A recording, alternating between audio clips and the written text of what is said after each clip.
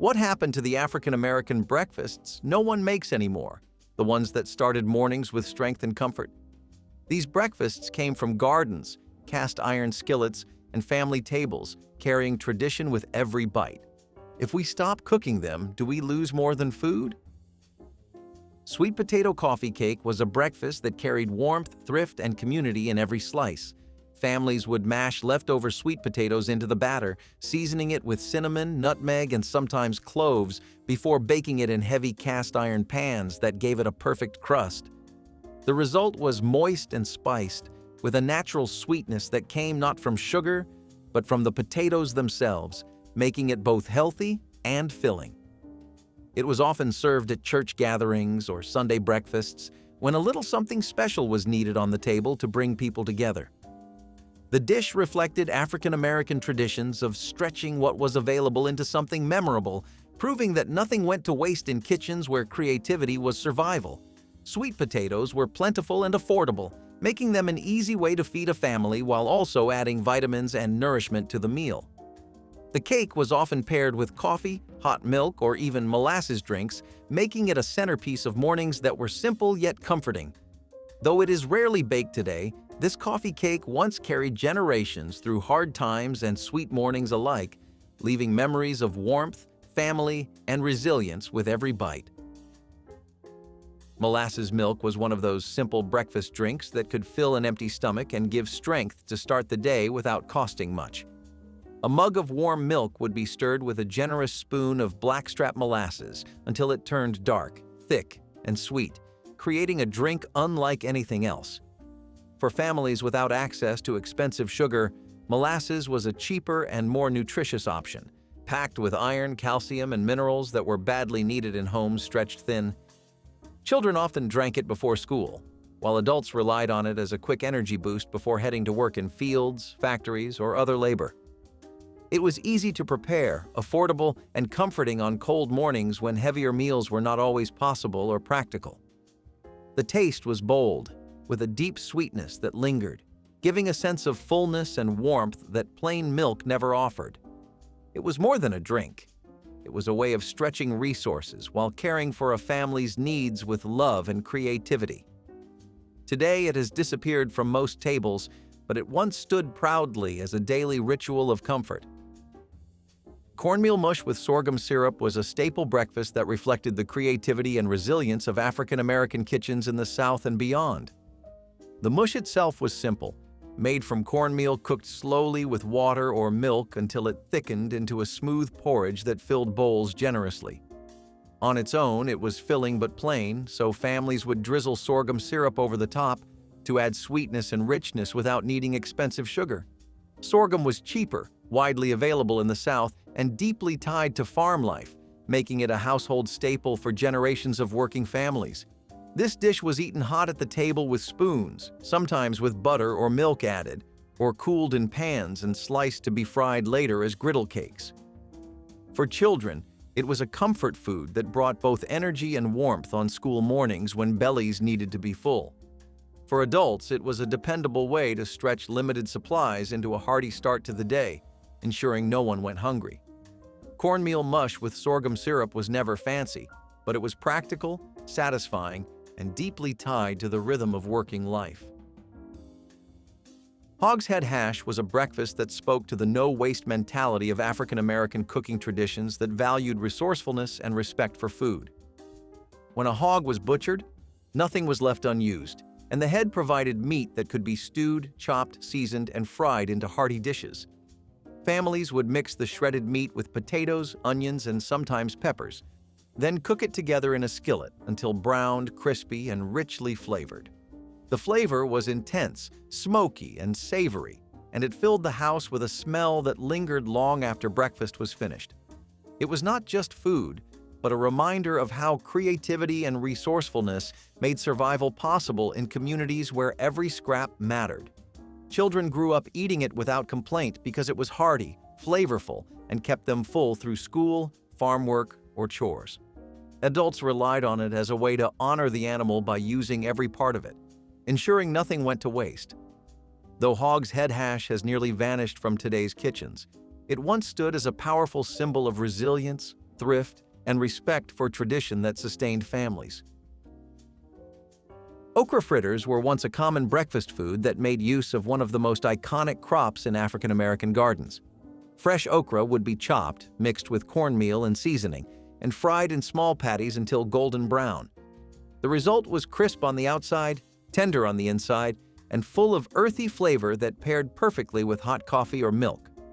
For families, okra fritters were both affordable and filling, using whatever the garden provided in abundance. They could be eaten plain with cane syrup or alongside eggs, making them versatile as well as practical. The dish reflected the deep agricultural roots of African American communities, where nothing grown went to waste. It was also a way of starting the day with something satisfying before long hours of labor. While okra remains popular in Southern cooking, the fritter form has faded from breakfast tables, leaving behind only the memory of mornings built on thrift and flavor. Cane syrup biscuits were a breakfast treat that balanced simplicity with pure comfort. Biscuits were baked fresh, sometimes from scratch and sometimes from canned dough, then served with thick cane syrup poured generously over the top. The syrup was dark, sweet, and sticky, a regional staple that families could rely on when sugar and jams were too costly. The combination of flaky bread and syrup was both filling and indulgent, giving mornings a sense of celebration, even during lean times. For children, it was a sweet start to the day that felt like dessert, while adults valued it as quick fuel before work. Cane syrup itself was a treasured pantry item, often stored in large tins and used sparingly to stretch across weeks. Biscuits with cane syrup were not just food, but a reminder of family kitchens and the traditions that bound them together. Today, it is rarely seen, but it once carried both joy and survival in every bite.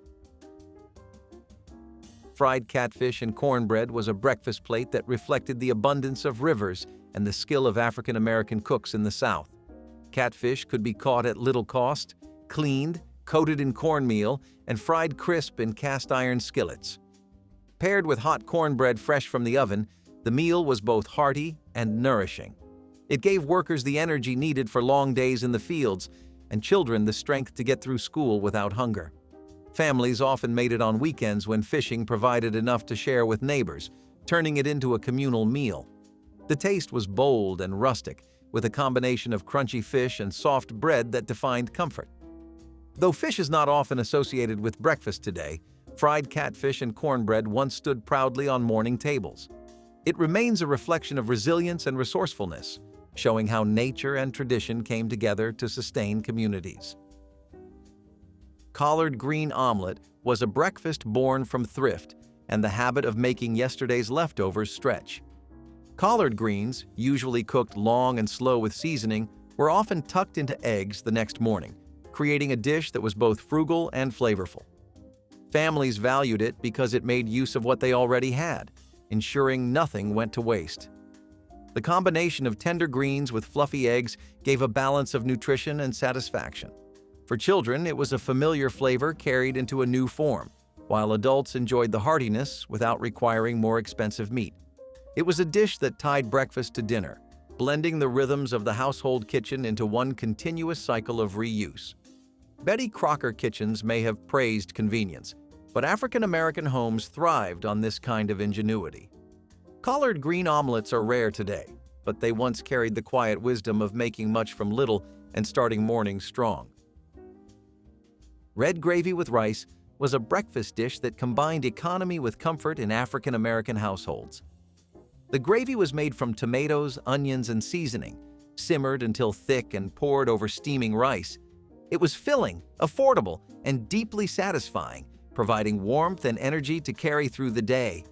For many families, rice was cheaper than bread and could be stretched to feed everyone, while tomatoes added both flavor and color.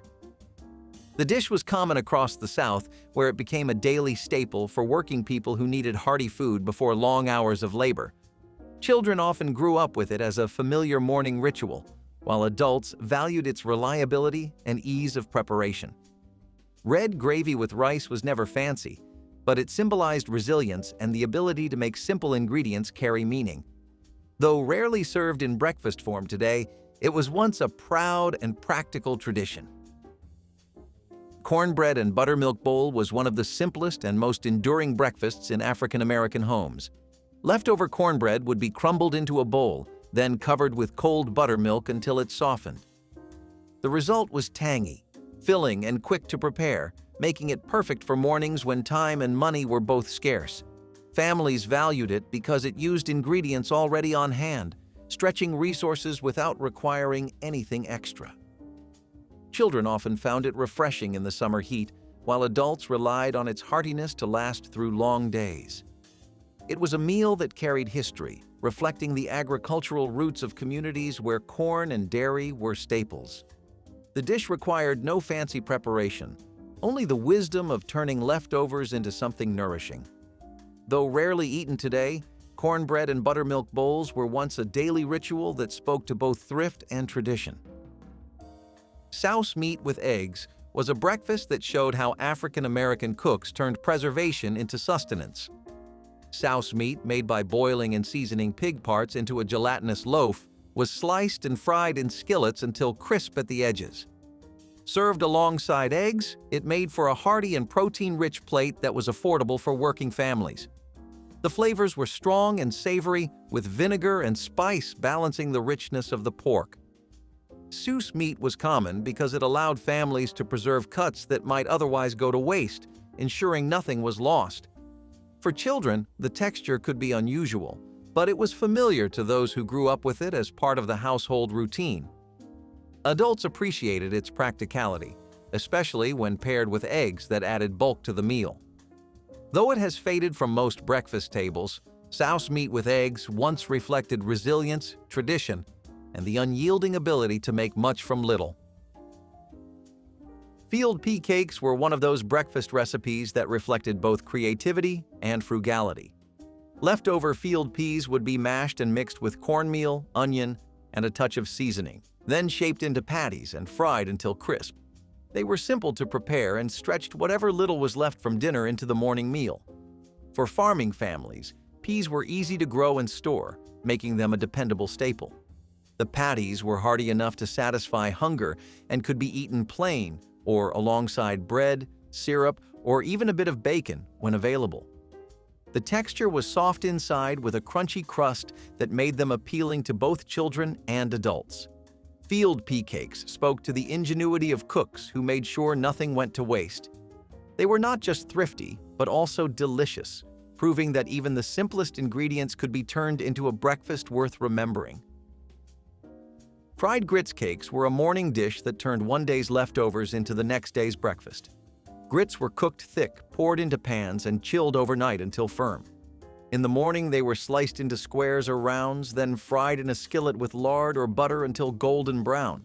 The outside became crisp while the inside stayed creamy, creating a texture that was both comforting and hearty. These cakes could be eaten with syrup for sweetness, with eggs for a balanced plate, or with gravy when available. They reflected the no-waste mentality of African American kitchens, where every bit of food was stretched and reinvented. Grits themselves were a Southern staple, inexpensive and reliable, but frying them gave new life to what might otherwise be considered plain. Fried grits cakes were practical, resourceful, and flavorful, making them a breakfast that once carried households through long days of work. Hog maw and potatoes was a breakfast that carried both weight and flavor for households that needed energy for the day ahead. Hog maw, or hog stomach, was cleaned carefully, seasoned, and slow-cooked until tender. Potatoes were added to the pot, soaking up the rich broth and spices as they simmered together. The result was a dish that was hearty, savory, and deeply satisfying, often eaten in large portions to provide strength before long hours in the fields or factories.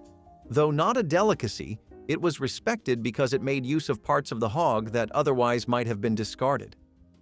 The combination of meat and potatoes provided both protein and comfort, ensuring that families started their mornings with something filling. Hog maw and potatoes reflected resilience, turning less desirable cuts into meals that carried pride and tradition. Though it is rarely seen on tables today, it once served as a dependable morning staple.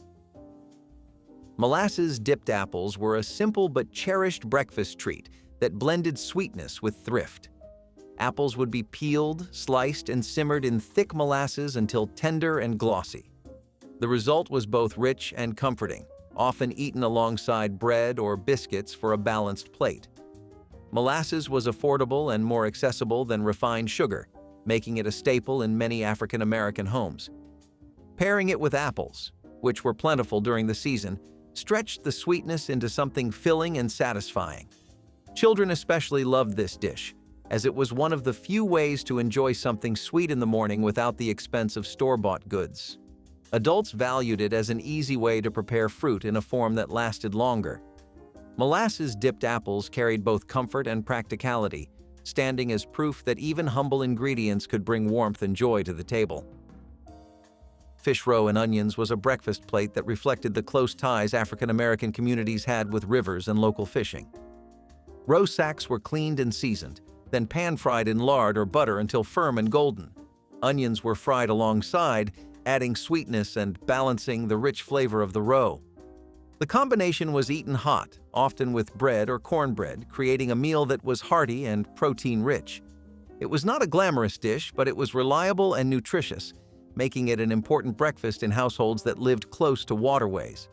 Roe was affordable compared to other proteins, and using it showed the resourcefulness of cooks who relied on what was readily available.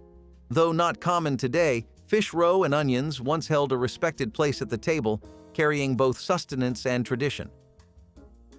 Liver pudding with cornbread was a breakfast that made use of both thrift and tradition.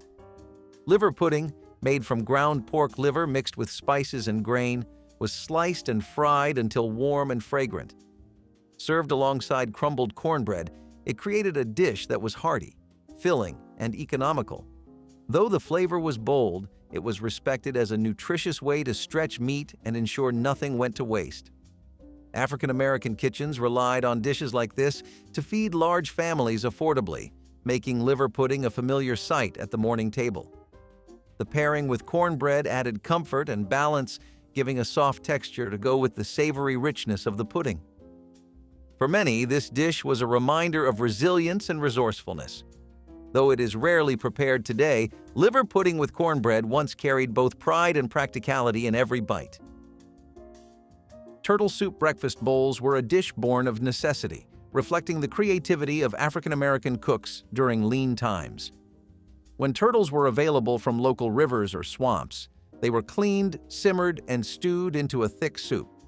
Vegetables and spices were added when possible, stretching the meat into a filling broth. The soup was often eaten in the morning, served hot in bowls that provided both comfort and strength. Turtle meat was valued for its richness, and the dish became a way to turn scarce resources into a sustaining meal. Though unusual by modern standards, it was once respected as a practical and nourishing option. Families relied on it when other proteins were out of reach, making it a reminder of both hardship and resilience. Turtle soup breakfast bowls showed how communities survived by making use of every resource available. Turnip green juice with cornbread was one of the most iconic examples of thrift and sustenance in African American kitchens. After collard or turnip greens were simmered with seasoning and often pork, the leftover cooking liquid, known as potlikker, was saved. Instead of discarding it, families sipped it warm with crumbled cornbread. Rich in vitamins and minerals, it provided strength and comfort at the start of the day. It was not seen as waste, but as nourishment, proving how nothing was ever thrown away in kitchens that valued resourcefulness. Children grew up drinking it as part of their daily lives, while adults appreciated its health benefits and filling qualities. It was both simple and profound, turning what others discarded into something life-sustaining. Turnip green juice with cornbread was more than food. It was tradition, resilience, and heritage in a bowl. Chitlin scramble was one of those breakfasts that spoke directly to resourcefulness and resilience. Chitlins, or pig intestines, were cleaned thoroughly, boiled until tender, and then chopped into small pieces. They were folded into scrambled eggs with onions, creating a dish that was both filling and flavorful. The onions added sweetness, the eggs brought balance, and the chitlins gave a richness that turned the plate into something hearty.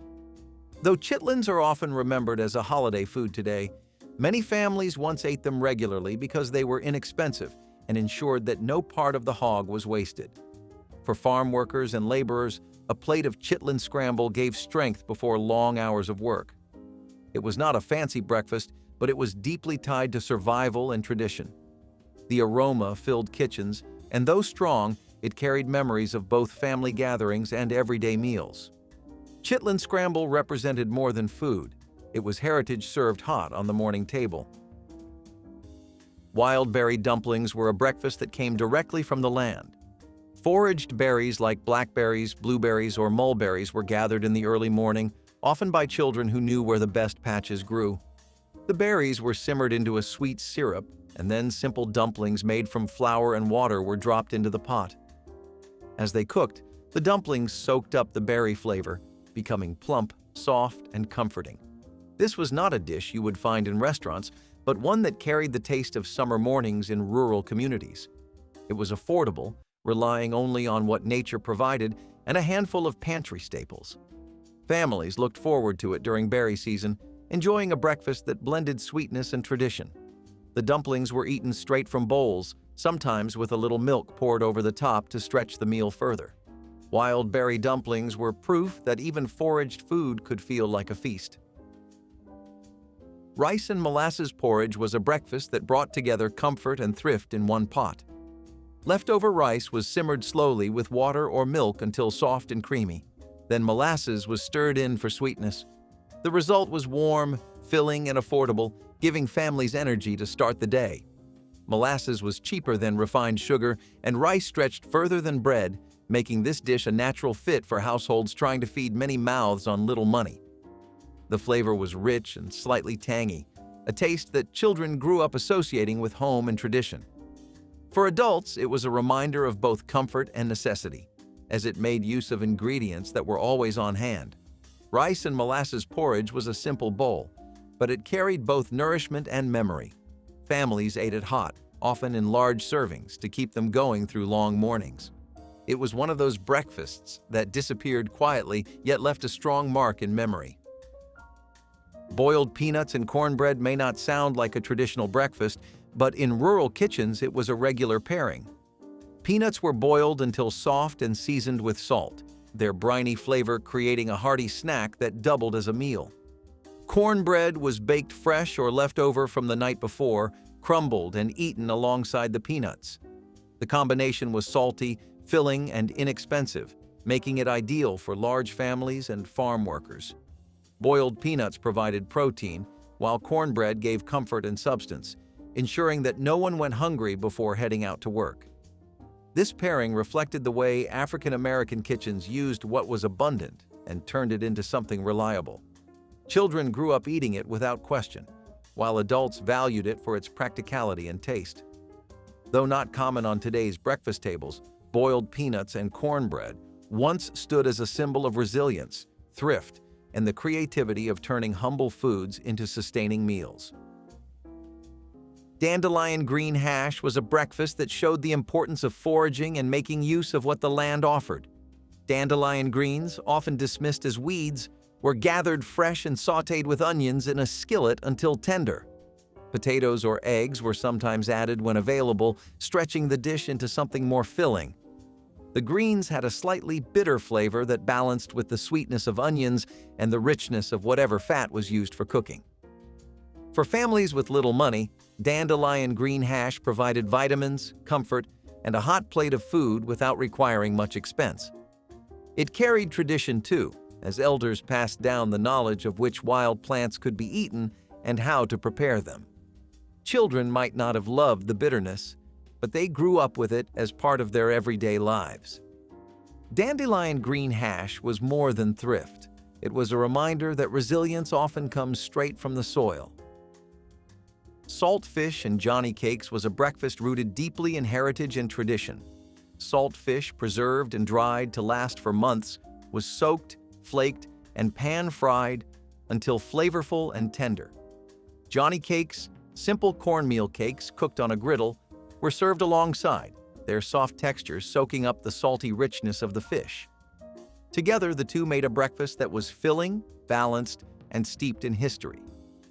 The pairing reflected African and Caribbean influences that endured in African American kitchens, blending practicality with cultural memory. Salt fish provided protein when fresh fish was unavailable, while Johnny cakes required only cornmeal, water, and a little fat. The result was a plate that carried both thrift and tradition, ensuring families had strength for the day ahead. For many, it was a taste of survival and a connection to community. Saltfish and Johnny cakes once held pride on the table, even if today they are rarely remembered. Cabbage and ham hock stew was a breakfast that filled both stomachs and spirits. Cabbage, inexpensive and abundant, was simmered with ham hocks until tender and flavorful. The broth became rich with the smoky, salty essence of the ham, while the cabbage absorbed every bit of taste. Potatoes, onions, or other vegetables were sometimes added to stretch the stew further, making it both practical and hearty. Families ate it hot in the morning, ensuring they had enough fuel for long days in the fields or at work. The dish was economical, making use of inexpensive cuts of meat that might otherwise be overlooked. Yet it carried pride too, as it transformed humble ingredients into something comforting and sustaining. Cabbage and ham hock stew showed the ingenuity of African American cooks who knew how to bring depth of flavor from even the simplest foods. Though forgotten by many, it was once a breakfast that symbolized strength and tradition. Pumpkin cornbread pancakes were a seasonal breakfast that brought warmth and flavor to the table, while also highlighting the importance of harvest traditions. Pumpkin puree was mixed into cornmeal batter, creating pancakes that were tender, slightly sweet, and spiced with cinnamon or nutmeg when available. They were cooked on hot griddles, often in heavy cast-iron pans, filling kitchens with the rich scent of autumn mornings and harvest season comfort. Served with syrup, molasses, or even a small pat of butter, they were both filling and affordable, making them a treasured staple in many homes. Pumpkins were easy to grow in gardens and easy to store through winter, making them a natural addition to recipes when fresh produce was scarce. Cornmeal, a constant in African American kitchens, stretched the batter and made the pancakes accessible to families of every size. Children especially looked forward to these pancakes, as they added color and flavor to the usual breakfast fare. Pumpkin cornbread pancakes carried tradition, thrift, and creativity, turning everyday ingredients into something that felt festive and memorable. They were a reminder of how seasons shaped the table and how families found joy in simple shared meals that carried both memory and resilience. Pickled pig's feet with rice was a breakfast plate that blended tang, tradition, thrift, and a powerful sense of cultural memory. Pig's feet were boiled, seasoned with spices, and pickled in vinegar, creating a dish that was both flavorful and long-lasting in households where preservation was survival. Served cold from jars or warmed gently on the stove, they were paired with rice, which balanced the sharp tanginess and made the meal hearty enough to carry people through long days of labor. For families with limited resources, this dish ensured that every single part of the hog was used and nothing valuable went to waste. The pickling process preserved the meat, allowing it to last far beyond what fresh cuts could manage in kitchens without refrigeration. Though the flavor was bold, tough, and not to everyone's taste, it carried strong roots in African American food traditions shaped by necessity and resilience. Rice added comfort, balance, and affordability, turning the plate into a full meal that could feed many. Pickled pig's feet with rice was not just food, but a cultural marker of thrift and endurance. Though rarely eaten today, it once stood as an important morning staple. Fried apple hand pies were a sweet breakfast treat that made mornings feel special without requiring expensive or hard-to-find ingredients. Apples were sliced, spiced with cinnamon or nutmeg, and tucked carefully inside small rounds of rolled dough that were sealed tight to keep the juices in. The pies were fried until golden brown, their crisp crusts giving way to hot, fragrant, bubbling filling that made kitchens smell like warmth and comfort. They were portable too, which made them perfect for farm workers heading out early or children needing a quick bite on the way to school. For families, fried apple hand pies provided both sweetness and satisfaction, turning humble apples into something that felt festive. They were often made during apple season, when orchards and farms produced plenty of fruit, keeping costs low for families with little to spare. Adults appreciated the thrift and efficiency, while children delighted in the taste and warmth. Though simple, the pies carried both tradition and memory, filling homes with the scent of fried dough and spiced fruit. Fried apple hand pies were proof that even the humblest ingredients could create joy at the breakfast table.